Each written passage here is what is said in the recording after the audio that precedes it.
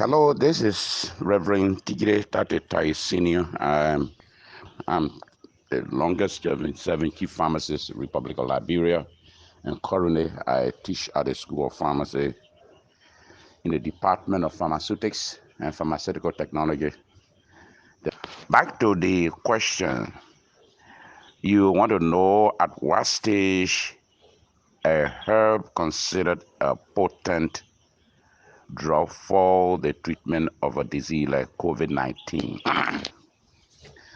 Now, herbal medications are very difficult to pass a decision because from my own study, a single leaf could give you as many as 20 different medications. And to be able to certify a particular herbal medication, you have to do an analysis of all the components and set the benchmark, for all of them.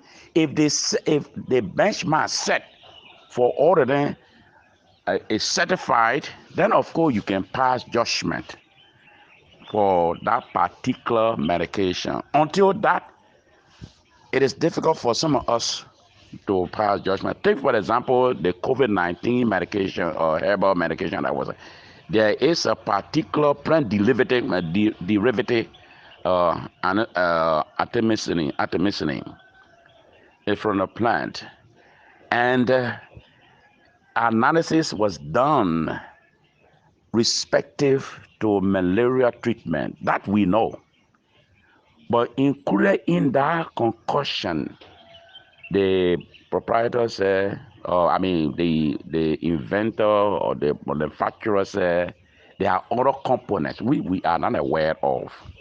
Now, in the event of not knowing what may be the impact of the other component that we don't know, in addition to artemisinin, it is difficult for me to ask a pharmaceuticist to pass a judgment on such a medication. And so, okay, on the question of how many stages a particular molecule or drug can undergo to be certified or approved. Clinically speaking, there are 3 stages. And before even the clinical trial, there are a lot of other stages that the molecule must go through before it reaches clinical trial. And we call that preclinical trials. Now, for clinical trials, as you want to know, the drug, the first phase takes a few individuals in the range of 20 or 50 at most, and it is there to test whether this medication can be tolerated by the system. People test the toxicity, test all the parameters, test whether it would not be carcinogenic, test whether it will be gender friendly, test whether it will respect the ages and all of that.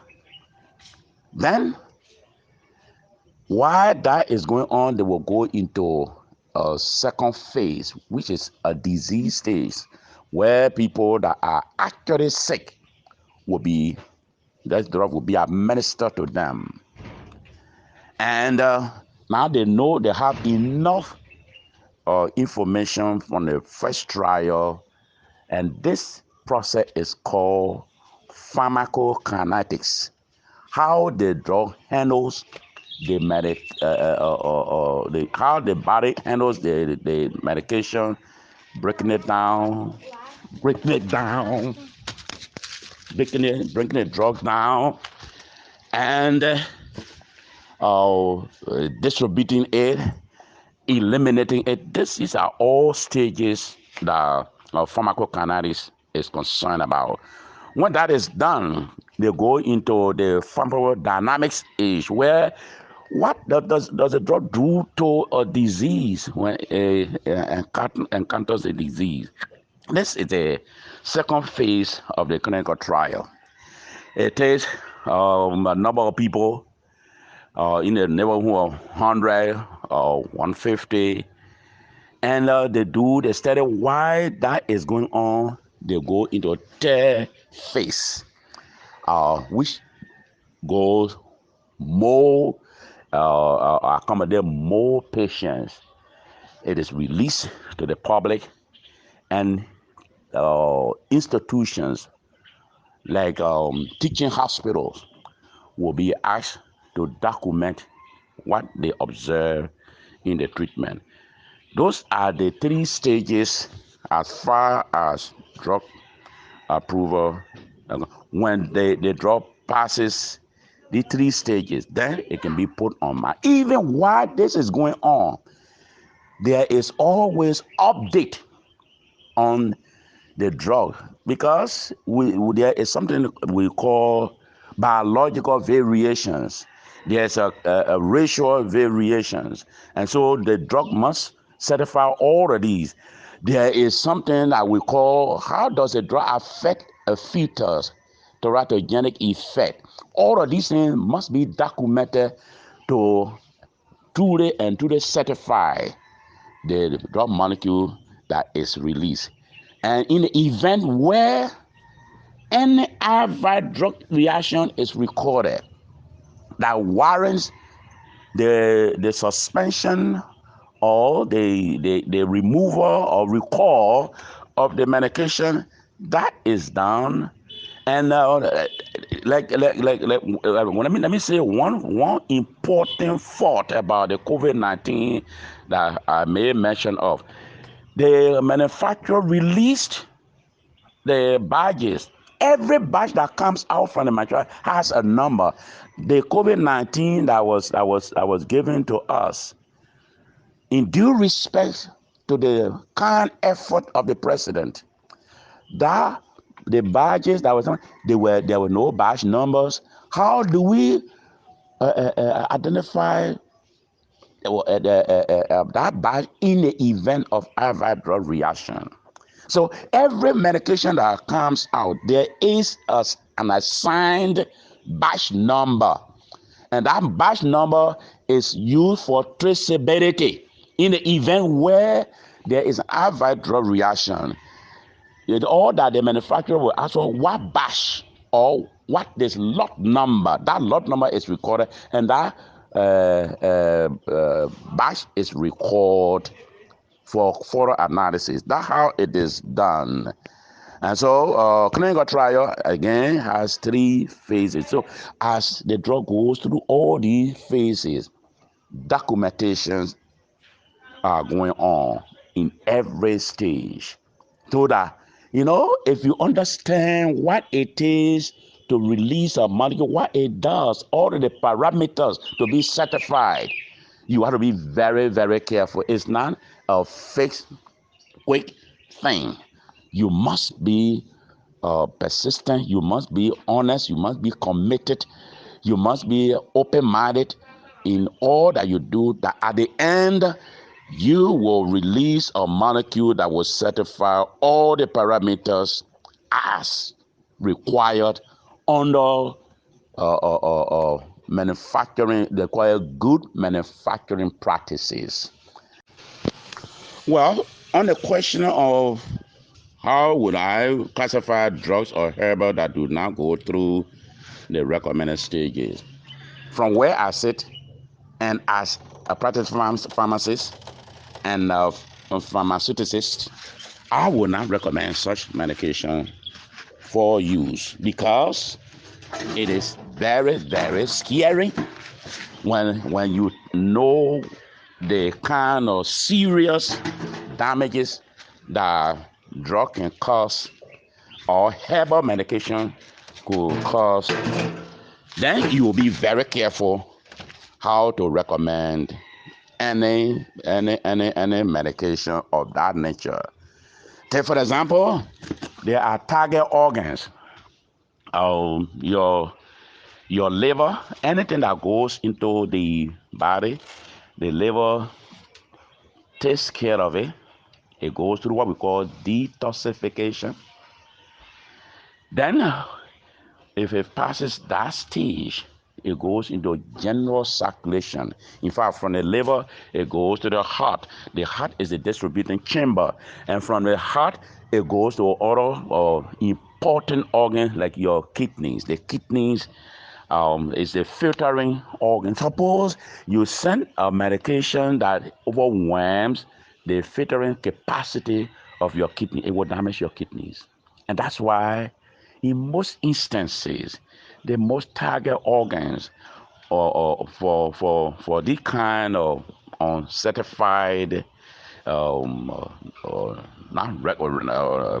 that I don't recommend, the organs that are affected, your liver, your kidneys, and some other vital organs are affected. So, from where I sit, I will not recommend any medications or herbal medication that does not satisfy all the stages that are required. You know, a pharmacist is lacking to an internet doctor who wants to know the disease entity, the causative agent, and want to know he wants to know all that. Sometimes an internet doctor will be discussing a patient until the patient dies. This is the same with a pharmacist. We want to know the drug that is being released. Will it satisfy all the parameters? It will satisfy the age, the ritual, the unborn children, the fetus. Does it have the capacity to cause cancer? Is it carcinogenic? All the parameters must be certified before somebody passes a judgment. In the absence of all of this, it is very much difficult and almost impossible for some of us, for what we do know, to pass judgment on any medication. You see, what people do is a pure risk. In Africa, in Liberia per se, people go to, large segment of population go to herbal traditional healers. In most instances, well, on the question of how would I classify drugs or herbal that do not go through the recommended stages, from where I sit, and as a practicing pharmacist and a pharmacist, I would not recommend such medication for use, because it is very, very scary when you know the kind of serious damages that drug can cause or herbal medication could cause. Then you will be very careful how to recommend any medication of that nature. Take, for example, there are target organs. Your liver, anything that goes into the body, the liver takes care of it. It goes through what we call detoxification. Then, if it passes that stage, it goes into general circulation. In fact, from the liver, it goes to the heart. The heart is the distributing chamber. And from the heart, it goes to other important organs like your kidneys. The kidneys is the filtering organ. Suppose you send a medication that overwhelms the filtering capacity of your kidney, it will damage your kidneys. And that's why, in most instances, the most target organs for this kind of uncertified drugs that I don't recommend, the organs that are affected, your liver, your kidneys, and some other vital organs are affected. So, from where I sit, I will not recommend any medications or herbal medication that does not certify all the stages that are required. You know, a pharmaceuticist is lacking to an internet doctor who wants to know the disease entity, the causative agent, and want to know from he wants to know all that. Sometimes an internist doctor will be discussing a patient until the patient dies. This is the same with a pharmaceuticist. We want to know the drug that is being released. Will it certify all the parameters? It will certify the age, the ritual, the unborn children, the fetus. Does it have the capacity to cause cancer? Is it carcinogenic? All the parameters must be certified before somebody passes a judgment. In the absence of all of this, it is very much difficult and almost impossible for some of us, for what we do know, to pass judgment on any. Was at what stage would a herbal product be considered potent and used for treatment regimen? Let me repeat myself. There are a number of processes. What I do know, I am not going to dwell so much on herbal medications. The reasons are: number one, herbal medications, they are different compounds brought together as one. Take for example, for my study, a single leaf could give you as many as 20 different kinds of drugs. So if you are using herbal medications, it's a tedious, if not impossible, a difficult task to really pass scientific judgment on this. Having said that, there must be a ground rule laid down from which you can make a judgment and say, yes, these herbal medications are good and they can be tolerated. The first thing we have to do is to do what they call phytochemistry. You do analysis, as well, making reference to a single leaf having 20 different medications. You go and do the analysis, come out with what are the different medications, and you go through analysis. This is a very tedious task. If you convince yourself that this is exactly what it is, then you do what we call characterization. Then you do the pharmacokinetics, how the drug is being handled by the body, the breaking down process, the distribution process, the elimination process. All of these things must be certified. Even at that, you will still be skeptical as to whether this medication is still good until you go through the different whether they answer different questions. Will it respect the age? Will it respect gender? Will it respect or have effect on the unborn fetus?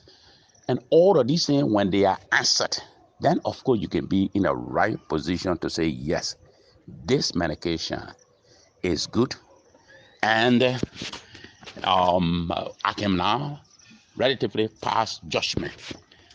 The reason why we could not, I was one of those that were called in the Ministry of Health as member of the pharmaceutical sector to answer to the call of our president when he brought the COVID-19 concussion organic product. We could not have answered or give up. There were a number of fundamental problems we had. One, we know artemisinin is a researched plant, and it is very good for the treatment of malaria.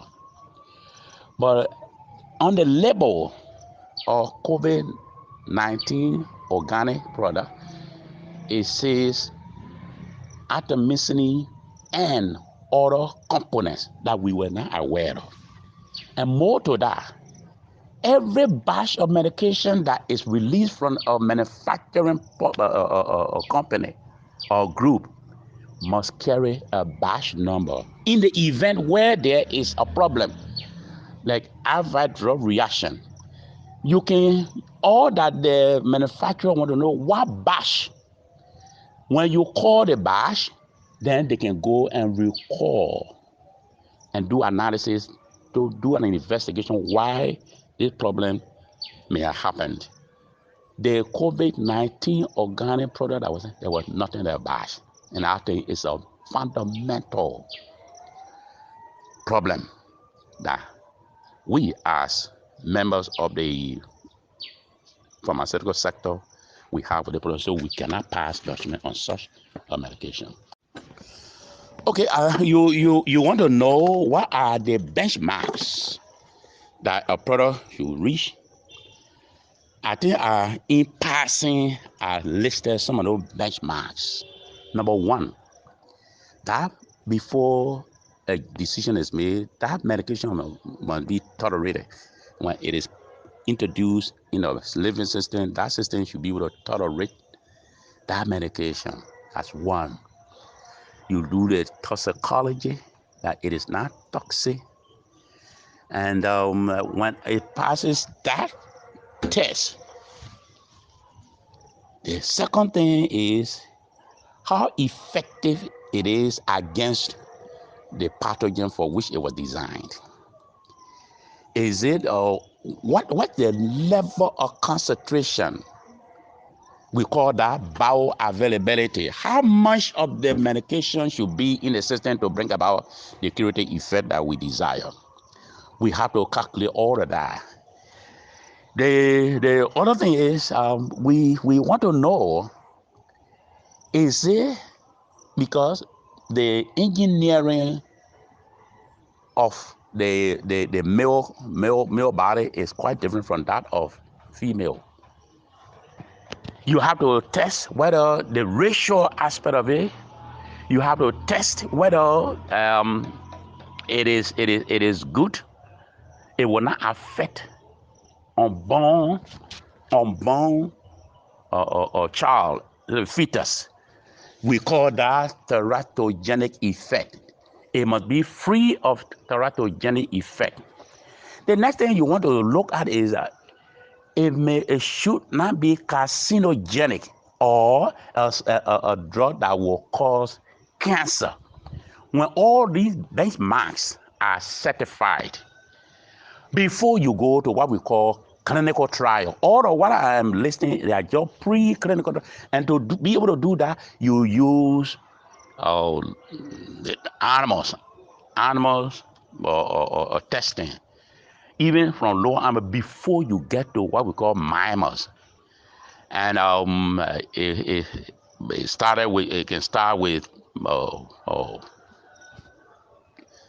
lower animals. You go to rats, you go to cats, you go to monkeys, and the rest of the thing. So it's a long road. That's why to develop a molecule, it's not just something that is done overnight. It takes many years of careful scientific investigations. And when all of these things are certified, before we go to what we call as the clinical trial. And now let me quickly go to somebody asked the last time, what are the steps? There are 3 phases. After you do all of the preclinical trial, the first phase is to take few number of people, It can be the researchers to take the drug. You know, they are all healthy people. I mean, you need a neighborhood of 10 or 20 or less than that for the drug to be administered to them. Then documentation can start. It is done to know how well this medicine is tolerated in the body, how well this medicine is broken down. It goes through this is the process we call pharmacokinetics, the dissolution, passing through membranes, then distribution, then elimination process. How long will it take for it to be cleared from the system? All of that is done. Then when the second phase is to apply the medicine in a diseased state. Somebody who has the disease already, how well is it hitting target? And already you have acquired how much of the dose that will be sufficient in the system to bring about cure in your first phase. And that what we call bioavailability. How much of the drug, when it is introduced, go through degradation and distribution, assimilation, elimination, but how much of it? Now, if you introduce it in the disease state, how much of it is there, and how well is it targeting the pathogen? All of that is documented. That in this second stage or second phase, it will take a couple of hundred persons or more. When it passes that, while you are documenting, you go to the third phase. That third phase is when the drug is now released to hospitals, especially teaching hospitals, where the drug the doctors, they are professionals or professors of medicine, professor of pharmacy, and they will do thorough documentation. When that passes that test phase, then of course the drug is now released in the commerce. Now, mind you, even the drugs that are in the commerce, there's still a room to continue to follow them, because there's something called biological variations, racial variations. All of these factors are taken into consideration. And there's no drug that is free of adverse drug resistance. But when the good against the evil is higher, when the good is higher than the risk, then of course we can let it go. Well, there is a question posed to me whether if it is possible to relax some protocols to have a drug administered, at least for emergency purposes during epidemics such as we face today. We all know from research that the journey from discovery to market drug is very time consuming. Let me tell you, there are situations during emergency, a lot of things happen. People under the guise of emergency, they do some, drug manufacturing, the pharmaceutical sector. You may not be aware that it's at some point it becomes a criminal empire. People want to get what they want at the expense of people. So we got to be very careful, because when the dust is settled, tomorrow, those of us that put out our pen or ink the paper and say, yes, let it go, will answer questions. And for me, I fear no one but to fear the one who is above. So we have to be very careful how we give approval to medication. But there comes a point where people say, "Oh, but now our traditional healers, they go and they can heal people." This is trial and error. But now that we have established the pharmaceutical bodies to checkmate all of the ills in the pharmaceutical sector, I will not. And let me tell you, in most instances where our traditional leaders, I told you that taking a single leaf, that single leaf should have different medications. And the most dangerous one is the one that you grab or rub it and you just take it. It is not detoxified. Detoxification comes in a form of heat. If it is boiled, at least it is detoxified. But the one they just take and it causes serious damage. And some of the major organs of target include your liver. Everything that enters the liver goes through what we call detoxification. It breaks it down. Then it is sent to the heart. The heart is the distributing chamber. Then from the heart, it distributed to all parts of the body, including your kidneys, your brains, your eyes, and whatever part of the body it goes. And so the target organs are the kidneys, probably the heart, but especially the kidney, which is the filter. You could have your kidneys damaged. You can damage the filtering system.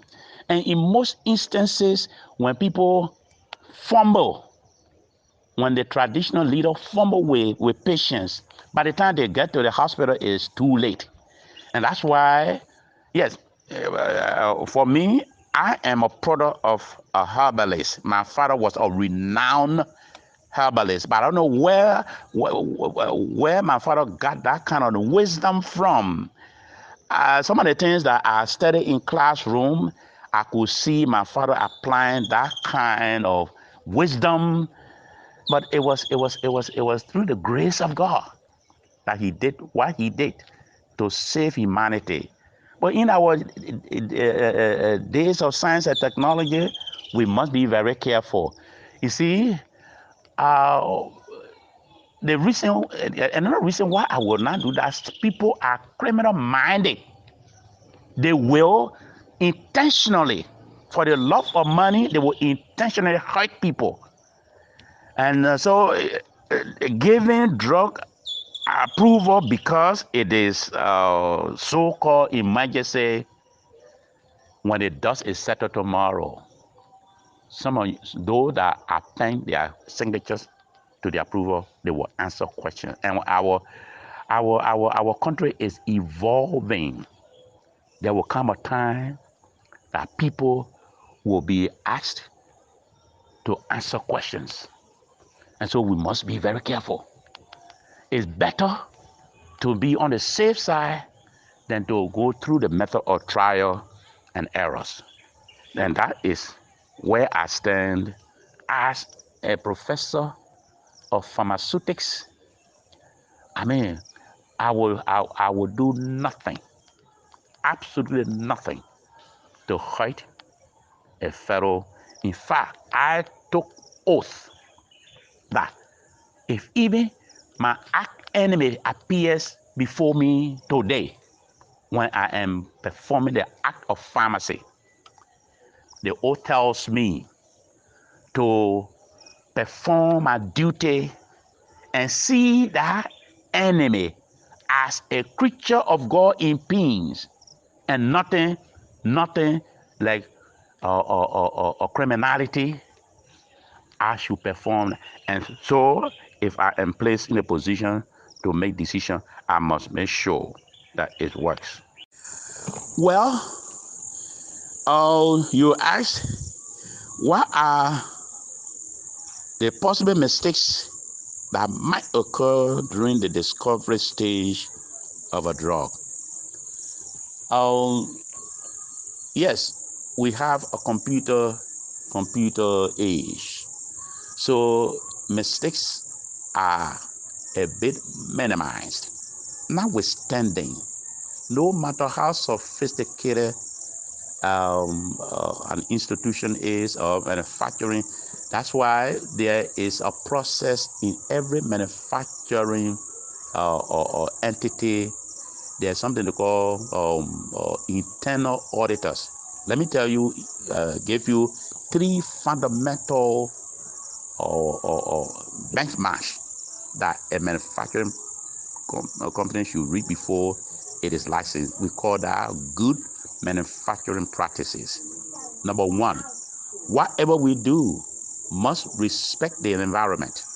The environment in which we manufacture our medication must be conducive, must be environmental friendly to be able to do our manufacturing appropriately.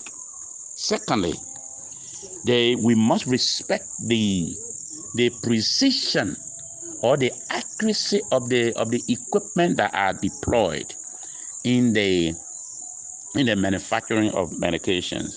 Thirdly, we must have high level of professional. The personnel is another important factor that will determine the quality of medications being put on the market. Having said all of this, there is high degree of possibility that people may not apply due diligence, as I've always told my students, to the extent that they call me due diligence. Human beings being what we are, there is highly likelihood that somebody may not have applied due diligence in what they do, and there is high probability that mistakes could be made. So we can't rule it out. But given the precision of the computer age, those mistakes are usually minimized. Well, let me throw a little light on the mistakes once again. There's something I forgot to mention. That if people, for reasons best known to themselves, if the equipment are not properly calibrated, if they are not properly calibrated, there's a high probability the precision maybe might be faulty, and what comes out may not be of standard. And that's why we have 3 pharmaceutical products that are moving in the international commerce. One, we have what we call genuine products that meet all of the requisites, pharmaceutical optimal requisites to be deployed and consumed. Genuine products. Secondly, there is something we call substandard products. These products, perhaps they may have all the active ingredients, but because the pharmacist or the superintendent pharmacist may not have applied due diligence, or may have used some excipients or adjuvants, foreign, not understanding the chemistry properly, those kind of product we call them substandard product. Let me break it down. When I talk about adjuvants, we are talking about the inert pharmaceutical components that are used as vehicles. Take for example the binding agents. The binding agents to bring the active pharmaceutical active ingredient, there must be compatibility between the non-pharmaceutical product to the active ingredient. If you don't do the chemistry well, that product could be faulty. It means that you did not apply due diligence. These are minor mistakes, and it will render the product substandard. If the product is subjected to analysis, regulatory analysis, it will fail. But whoever that is responsible cannot go free. Absolutely, whatever you do in pharmacy will be error-free. And that's why I tell my students to apply what we call due diligence in every step of the way. There must be SOPs. Even to wash your hands, there should be a designed, animated SOP that people will look at so that they will be able to practice it without error. Everything that you do in pharmacy should be error-free. Then the third type of medication that move into, so those are what we call fake or adulterated medication. These are criminal empires that sit down and just manufacture anything and make money at the expense of humanity. Oh God, each time when I talk about it, I say, let God punish them. And we have such a thing as that. No matter how sophisticated a country is, there's some degree of fake medication that can infiltrate the system. I tell you the truth, in the great United States, when the thing like a biological weapon was going on, and I think during President Bush administration, where they sent anthrax, it's a bacterial biological weapon, and so when that thing was going on, the drug of choice is ciprofloxacin. So people, the president stepped up, call on manufacturing company to step up the production. And among them, there was a practicing superintendent. He wanted to take advantage of the situation and diminished the amount of active ingredient in ciprofloxacin. But the people have sophisticated analytical apparatus, so they were able to discover that.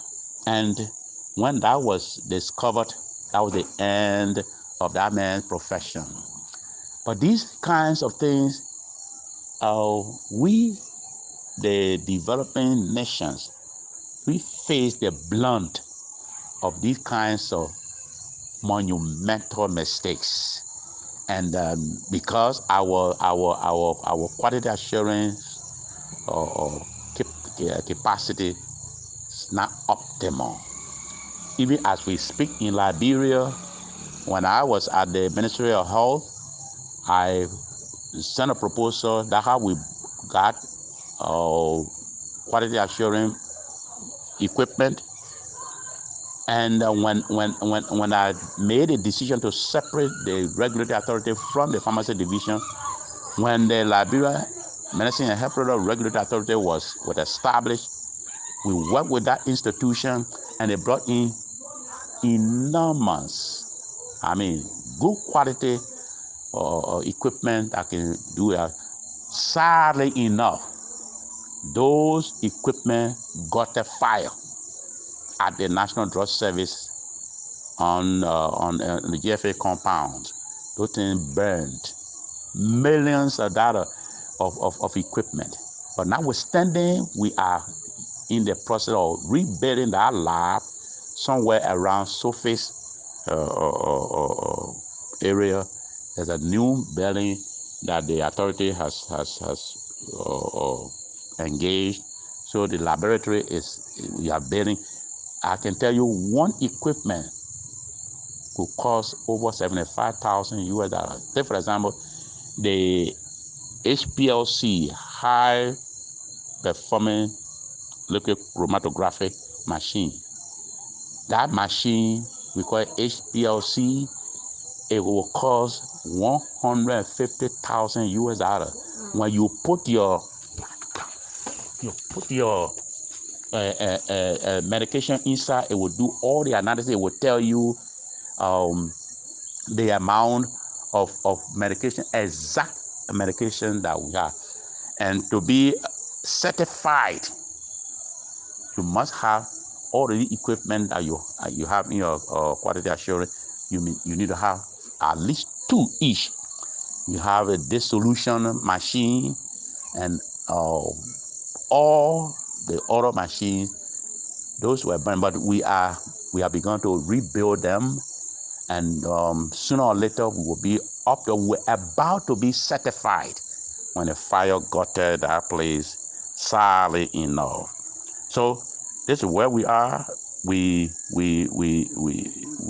there can be mistakes. Yes, human beings as we are prone to mistakes. But these mistakes could be avoided if we are very careful, if we apply due diligence.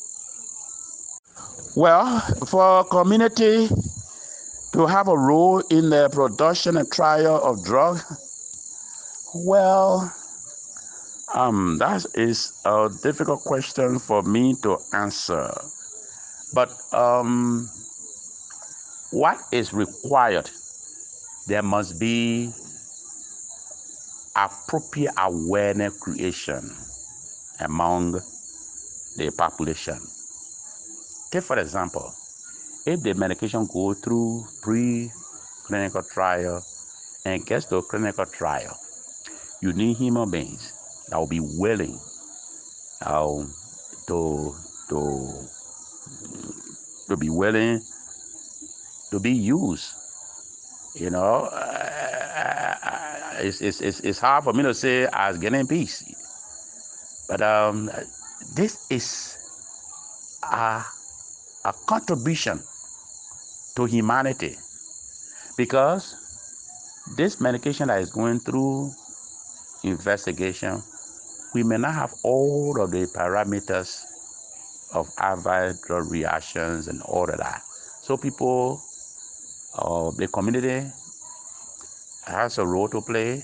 People in the community have a role to play because they should be willing. Take for example, when the Ebola vaccines were brought in the country, people had to volunteer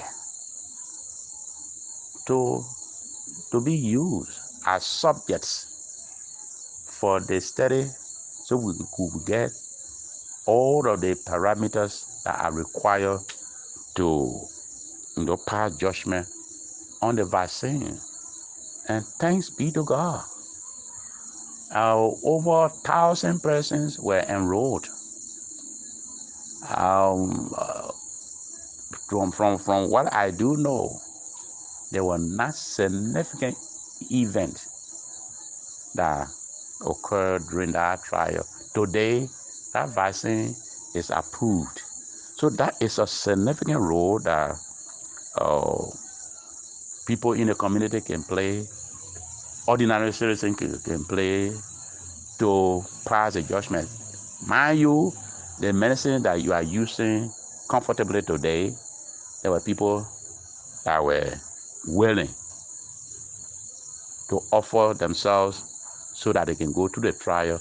Yes, so that is an important role that the community can play in the production and development of a particular medication. I hope I answered your question. Well, how do we think clinical trial is important to our to a country like ours?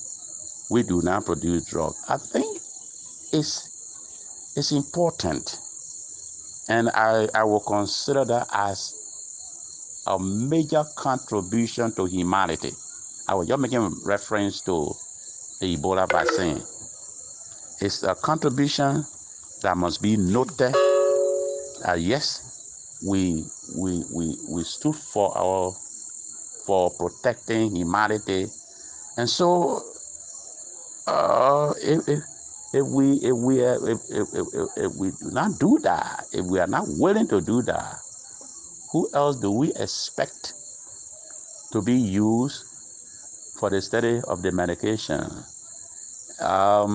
Yes, it's an ethical condition, and that's why there is what we call ethics board, and the board members are selected based on subject matters, based on legality, based on religious ground, And these board members, when the protocol is prepared, it's sent to these board members, and they look at all the ramifications and pass a decision to say, yes, let the clinical trial go ahead. So we do have that board here in Liberia and any other country for that matter, where clinical trials are conducted. In fact, we have the Liberia Medicines and Health Product Regulatory Authority that is close with the authority to monitor clinical trials. And so, yes, it is important. Yes, we do not manufacture medications. We don't go through the production of medicines in this country. It is important for us to give our services to that direction. Thank you.